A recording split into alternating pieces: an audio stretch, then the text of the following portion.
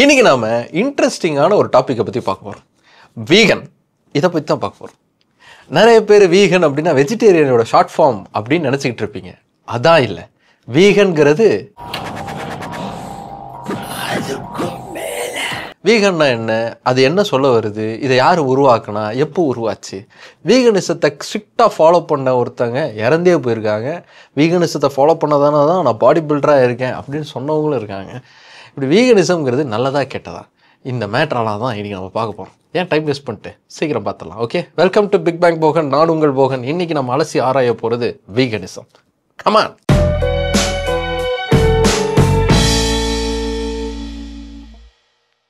Vegetarianism அப்படின்னா நிறைய பேருக்கு தெரியும். மிருகங்களை வதைக்கக்கூடாது அப்படிங்கிறதுக்காகவே உண்மையாக நிறைய பேர் அனிமல் ஃபுட் எடுத்துக்காமல் இருப்பாங்க.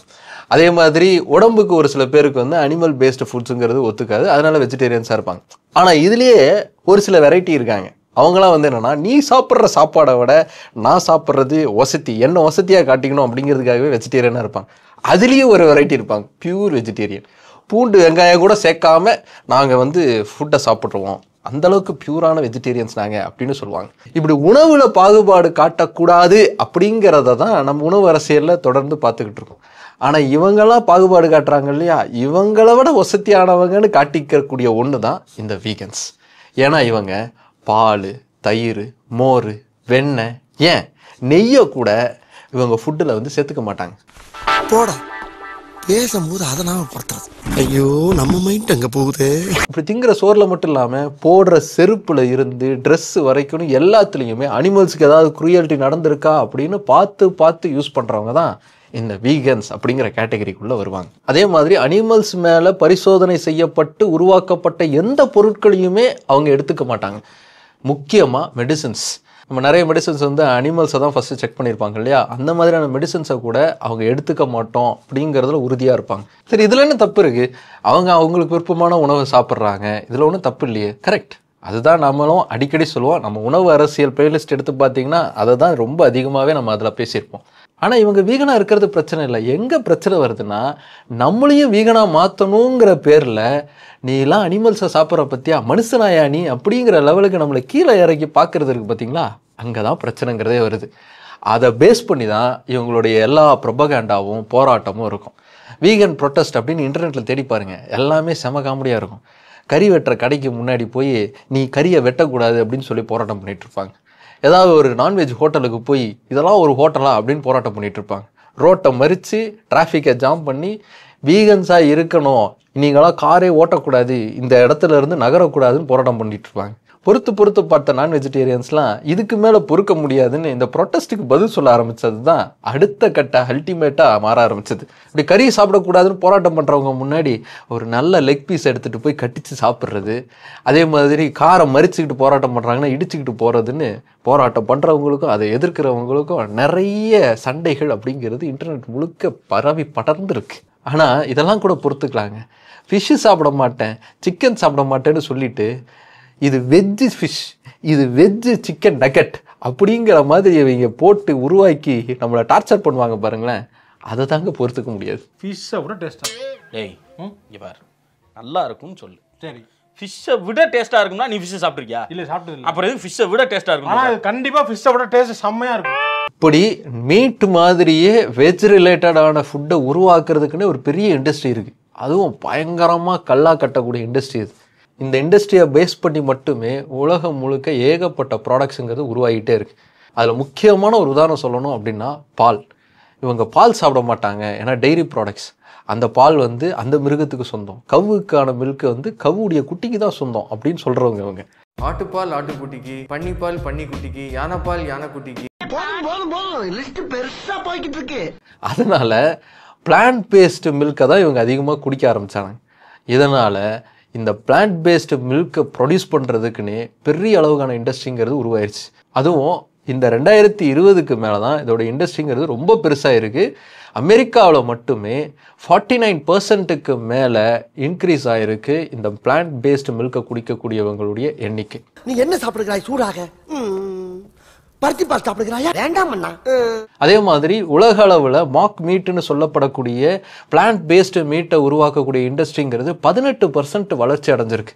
ஒரு வருஷத்துக்கு கிட்டத்தட்ட 558 மில்லியன் அமெரிக்கன் டாலர் அளவுக்கான இண்டஸ்ட்ரியாக இன்றைக்கி அது மாறி இருக்கு. எல்லாம் வீகன்ஸ்னால. ஆனால் இதில் காமெடி என்னென்னா, இப்படி வீகனாக மாறிக்கிட்டு இருக்காங்கல்ல, அவங்களுக்கு எது உண்மையிலேயே பிளான்ட் பேஸ்டு மீட், அதாவது மார்க் மீட்டுன்னு சொல்கிற மீட்டு அப்படிங்கிறது சரியாக தெரியாது. அதனால் உண்மையான மீட்டை கூட அவங்க இன்னைக்கும் மார்க் மீட்டுன்னு நினச்சி சாப்பிட்ற காமெடிலாம் இருந்திருக்கு. இந்த வீடியோ பாருங்க. எந்த செடிங்க முட்டை போட்டு பார்த்துருக்கீங்க? These are vegan eggs. Vegan hard-boiled eggs, okay? இது பிளான்ட் பேஸ்டு முட்டையாம் அப்படின்னு சொல்லி உண்மையான முட்டையை வாங்கி அதை சமைச்சு நான் வீகன் முட்டையை சாப்பிட்டுக்கிட்டு இருக்கேன்னு வீடியோ வேற போட்டுக்கிட்டு இருந்தாங்க. There's no way that's vegan. What? Veganism is injurious to brain அப்படிங்கிறதுக்கு இது ஒண்ணே ப்ரூஃப். இது என்ன பிரமாதம்? இது விட பெசலைட் ஒன்னு இருக்கு. This is how to make vegan water. But why? Does normal water have meat in it? Veganism அப்படிங்கிற கான்செப்ட்டுங்கிறது புது கான்செப்ட்டுங்க. லேட்டஸ்ட்டாக பிறந்தது தான். 19th செஞ்சுரியில் தான் அது உருவாச்சு அப்படின்னு அமெரிக்காஸ்லலாம் பேசிப்பாங்க. ஆனால் இந்தியர்களுக்கு இது ரொம்ப ரொம்ப பழைய கான்செப்ட். இன்னும் சொல்லப்போனால் சிந்து சமவெளி நாகரிகத்திலிருந்தே நமக்கு வெஜிடேரியனிசம் அப்படிங்கிறது ஒரு பழகின ஒன்று தான். ஏன்னா சிந்து சமவெளி நாகரிகத்திலிருந்து கிடைச்ச எச்சங்கள்லேருந்து வெஜிடேரியனிசத்தையும் அவங்க ஃபாலோ பண்ணியிருக்காங்க அப்படிங்கிற ஒரு அண்டர்ஸ்டாண்டிங்கிறது நமக்கு இப்போ தெரிய வருது. அங்கே இருந்தே நாம் அனிமல்ஸ் ஃபுட்டை தவிர்த்துட்டு முழுமையாக வெஜிடேரியன் பேஸ்டு ஃபுட்ஸை எடுக்கிறதுக்கான ஒரு வழிமுறையை உருவாக்கியிருக்கோம். இதை பேஸ் பண்ணி நிறைய ஆத்தர்ஸ் ஸ்காலர்ஸ்லாம் இந்தியாவில் வந்து உருவாகியிருக்காங்க. ஏன், வள்ளுவரே புலால் உண்ணாமை குறித்த ஒரு அதிகாரத்தையே எழுதியிருக்கார். இப்படி இந்தியாவில் இருந்த இந்த உணவு பழக்க முறையை பேஸ் பண்ணி ரிலிஜியன்ஸ்லேயுமே அடாப்டேஷன் அப்படிங்கிறது உருவாச்சு. புத்திசத்தில் புத்த புக்குகள் வந்து நான்வெஜ் சாப்பிடக்கூடாது, அதுலேயும் ஒரு சில குறிப்பிட்ட உணவுகளையும் சாப்பிடக்கூடாது அப்படிங்கிற வகைமுறைங்கிறது இருக்குது. இது எல்லாத்தையும் விட இன்றைக்கி தான் வீகனிசம்ங்கிறது பால் தயிர் மோர்லாம் சாப்பிடக்கூடாதுன்னு சொல்லுது. ஆனால் ஜெயினிசம் அதுக்கும் மேலே எக்ஸ்ட்ரீம் வீகனிசத்தை ஃபாலோ பண்ணுது. ஏன்னா ஜெயினிசமில் வீகன்ஸ் சொல்லக்கூடிய விஷயங்களை விட ரொம்ப ஸ்ட்ரிக்டான டயட்டரி ஃபார்மட்ஸ்லாம் இருக்குது.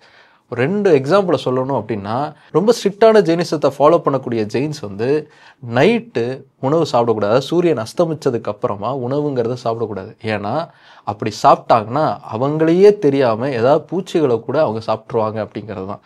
தண்ணியை வடிகட்டி தான் அவங்க சாப்பிடணும். ஏன்னா தண்ணியில் மைக்ரோ ஆர்கானிசம்ஸ் இருக்கும், அதை அவங்க சாப்பிட்றக்கூடாது அப்படிங்கிறதுக்காக. ஃபெர்மெண்டேஷனான ப்ராடக்ட்ஸ் எல்லாம் சாப்பிடக்கூடாது. ஏன்னா ஃபெர்மெண்டேஷனான ப்ராடக்ட்லலாம் கண்டிப்பாக மைக்ரோ ஆர்கானிசம் இருக்கும் அப்படிங்கிறதுனால. இவ்வளோவேங்க நீங்கள் ரோட்டில் நடக்கும்போது பார்த்தீங்கன்னா பெருக்கிக்கிட்டே நடப்பாங்க. ஏன்னா அவங்க கால் வந்து இன்னொரு உயிரை மிதிச்சிடக்கூடாது அப்படிங்கிறதுக்காக.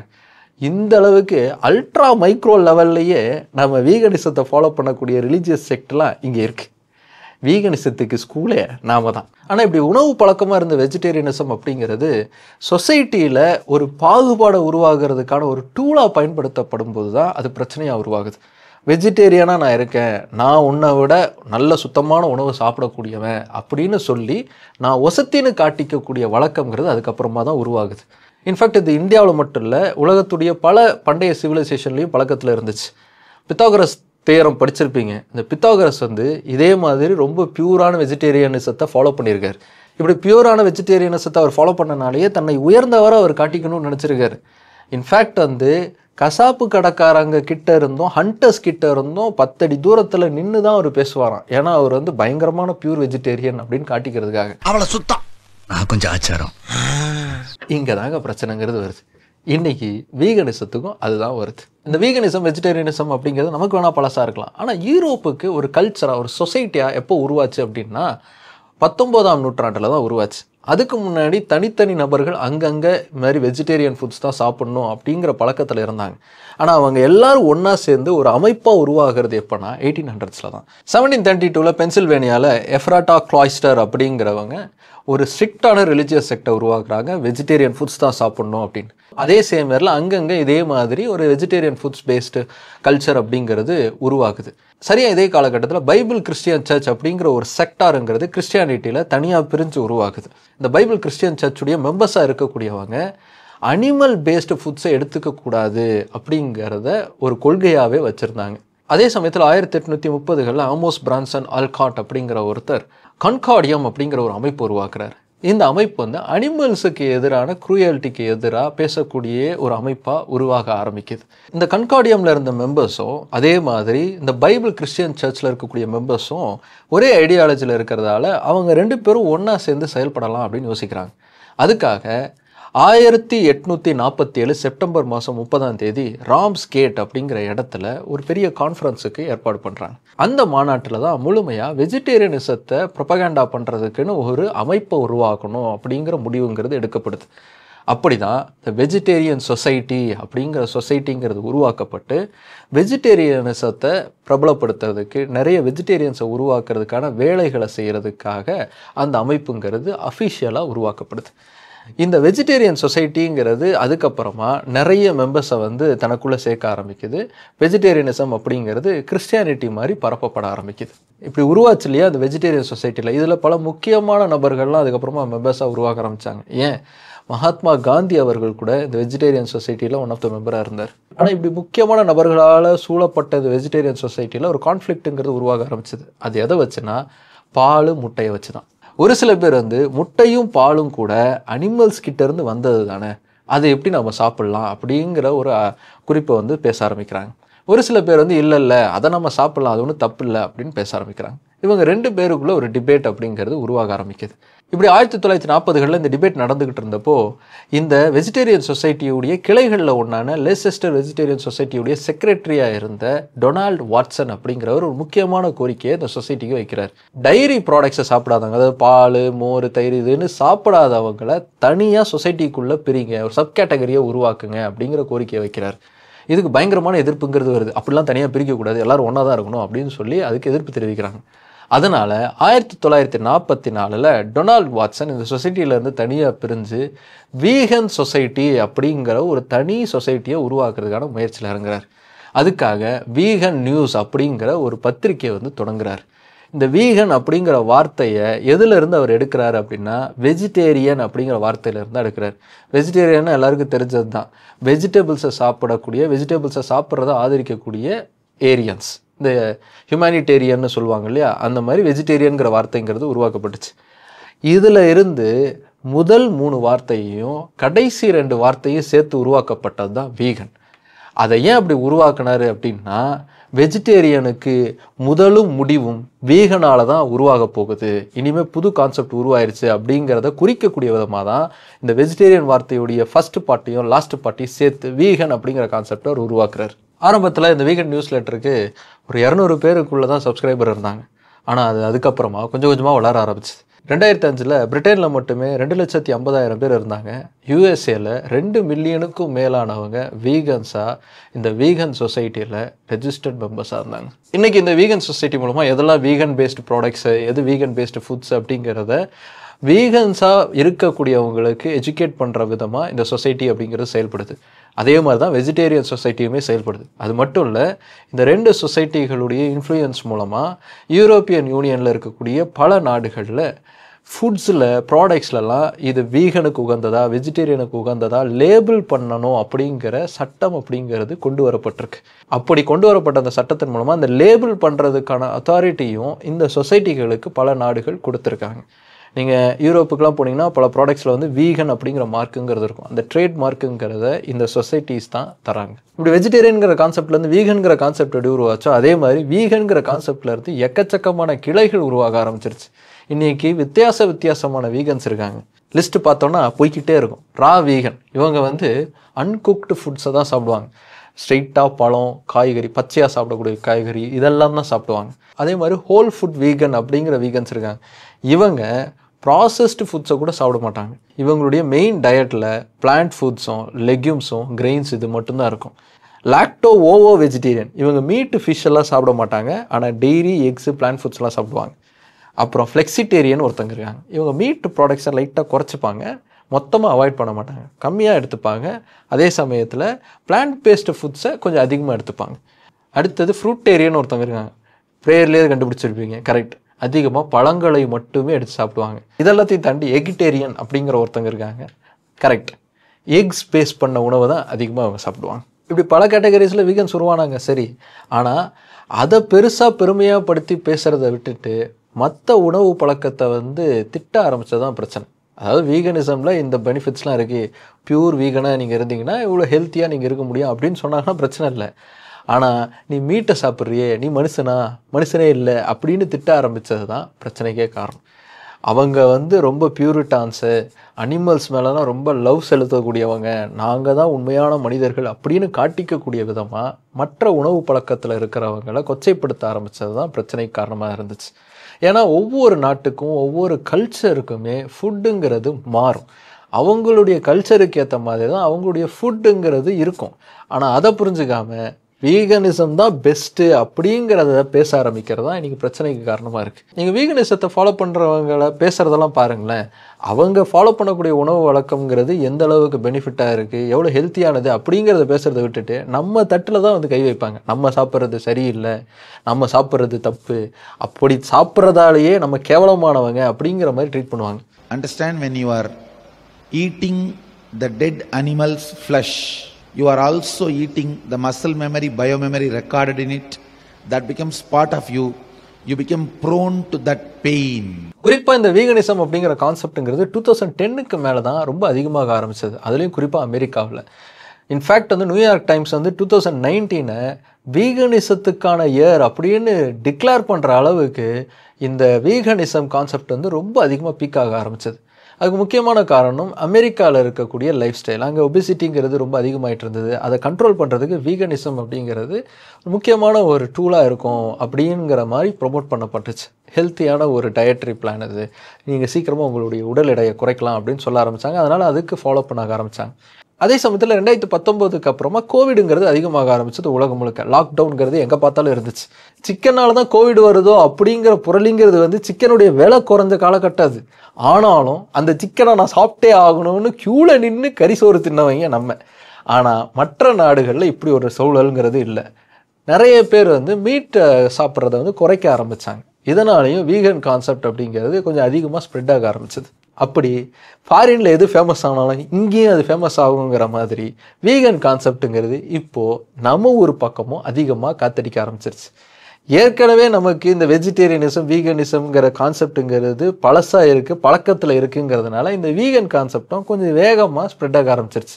இன்ஃபேக்ட் சொல்லப்போனால் வீகன்ஸ் அதிகமாக இருக்கிற ஏரியா உலகத்தில் எதுன்னா ஏஷியா பசிபிக் ரீஜனில் தான் ரொம்ப அதிகம். நான் வீகனாக இருக்கிறதால தான் ஹெல்த்தியாக இருக்கேன், வீகனாக இருந்தால் வந்து நம்மளுடைய பாடி வந்து பக்காவாக இருக்கும் அப்படின்னு சொல்கிறவங்களாம் இருக்காங்க. ஏன் நிறைய பாடி பில்டிங் வீடியோலாம் போட்டு நான் வீகனாக இருந்து தான் இந்த பாடியை வந்து இப்படி ஃபிசிக்கலாக வந்து டெவலப் பண்ணேன் அப்படின்னு சொல்கிறவங்களாம் கூட இருக்காங்க.